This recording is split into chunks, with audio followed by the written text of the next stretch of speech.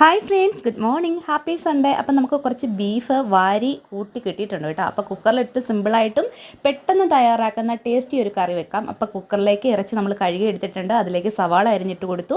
നമ്മൾ ഇഞ്ചി, വെളുത്തുള്ളി, പച്ചമുളക് മിക്സിയിൽ ഒന്ന് ചതച്ച് ഇട്ട് കൊടുത്തു. ബാക്കി കുരുമുളക് പൊടി ഉൾപ്പെടെ എല്ലാ മസാലകളും ഇട്ട് ഉപ്പും ചേർത്തിട്ട് നന്നായിട്ട് കുക്കറിലിട്ട് തന്നെ ഇത് മിക്സ് ചെയ്യാം. ഇതിലേക്ക് ഒട്ടും തന്നെ വെള്ളം ഒഴിക്കേണ്ട കാര്യമില്ല. ഇറച്ചിയിൽ നിന്ന് വെള്ളം ഇറങ്ങി വരും.